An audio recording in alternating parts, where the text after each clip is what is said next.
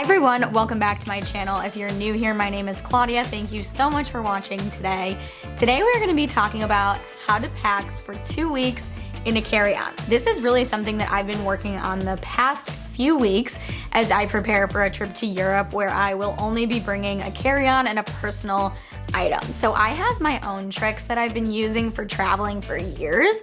And I also did some additional research as well to share even more tips with you today. I also wanted to add a disclaimer that I am not a light packer. I have tried and it's just not for me. I like having my things with me, so hopefully that means if these tricks work for me, they'll hopefully work for you too. If you like this video while you're watching it, please give it a thumbs up and subscribe if you are new here, and let's get started. I also wanted to mention that I'm not going to be talking about like exactly what items to bring for your trip and how many of each thing to bring because everybody's situation is different. So I'm not going to be talking about any outfits. These are just going to be like actual tips for the packing process, kind of once you have all the clothes picked out that you need to bring. I am going to give luggage suggestions and recommendations at the end.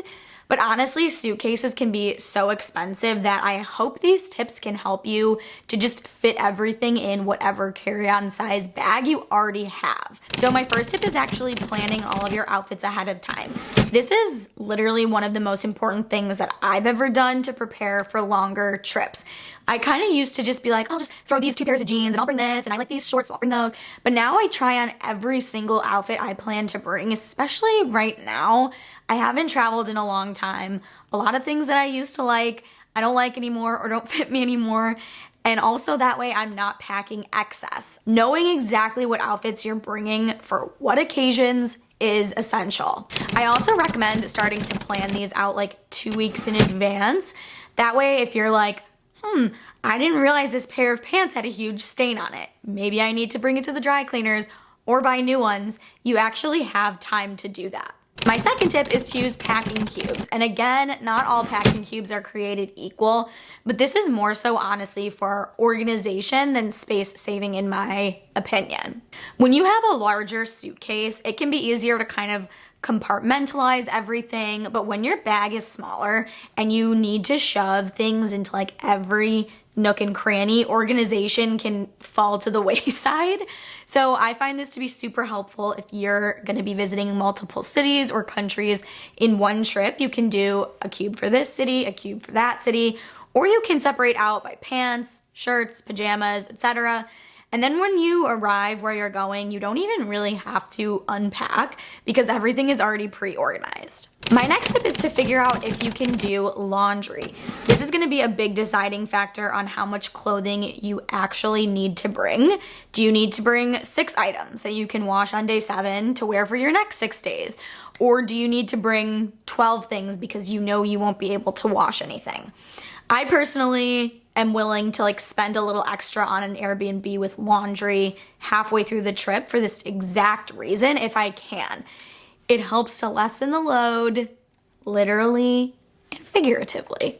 Check the baggage restrictions on all airlines you will be traveling. Not all airlines have the same carry-on bag sizes, and if you've had a bag for years and haven't traveled much recently, guidelines could have changed. So I would definitely recommend measuring your bag to see if it still fits requirements. And this is kind of where like my main secret tip comes in, and that is to have the biggest personal item you can possibly bring.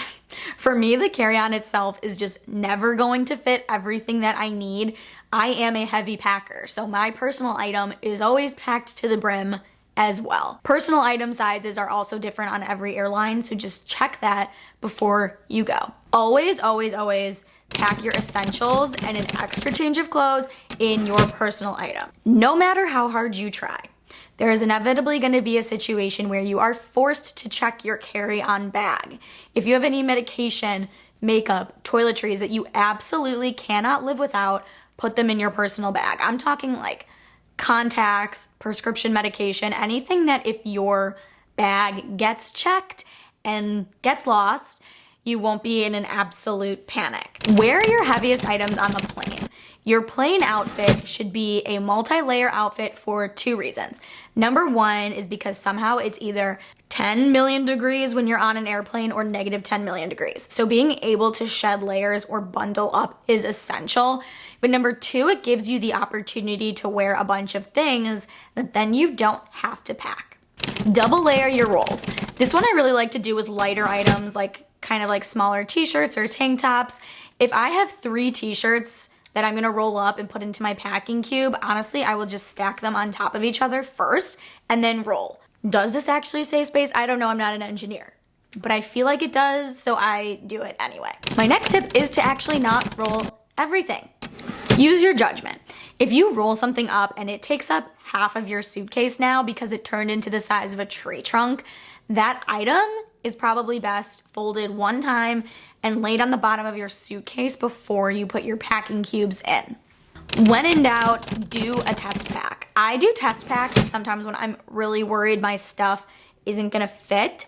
I don't pack literally everything like toiletries, undergarments, and pajamas, but I pack most of the clothes and shoes I'm gonna bring and see how it fits. Generally, if there's a little bit of extra room, that's a good sign, because then when I go and add all those like little last minute things, it usually means those things will still fit. This is just another good way to avoid scrambling last minute and to avoid the mad dash to just throw everything you own in your suitcase just in case. All right, now let's talk about luggage, because I do think this can make a difference if you can afford it. Number one, I prefer suitcases that are not one big compartment. I think 2 separate sides can really help with organization, which is good for consolidation. So I personally like the luggage with 4 wheels that opens up in the middle to 2 separate sides. I think the 4 wheels make getting around the airports very easy. If you've ever been to Europe or have been before, you know it is not so easy to maneuver those streets with a wheelie bag. But I also know it's just not practical for a lot of people to be carrying around a 30-pound backpack either. In my opinion, the jury is still out on soft-sided versus hard-sided. Let me know in the comments if you think one is better than the other. I personally use a hard-sided one, and I have used a soft-sided one in the past. And the only thing I really think makes a difference is the 2 compartment suitcases versus if it's hard-sided or soft-sided. For my personal item, I love this CalPack bag.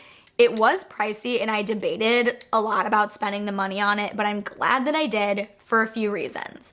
Number one, the design of the bag. It has a luggage trolley, a shoulder strap, a separate shoe compartment, and a ton of pockets inside that make it easy to organize airport items like your wallet, passport, chargers, etc.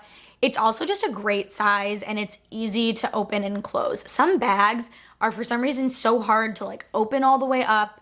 This one is not. It's really flexible, so I really like that. And I also like that it's puffy because I feel like it kind of protects my things from all the jostling around that happens on airplanes, especially my laptop. So if you have a less expensive alternative that you'd like to recommend, leave a comment for the group.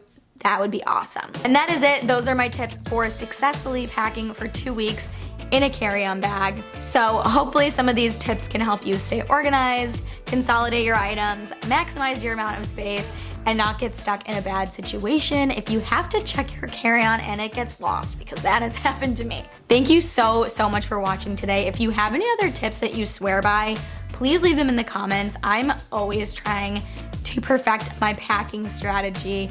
And if you liked this video, please give it a thumbs up and subscribe, and I hope to see you in my next video.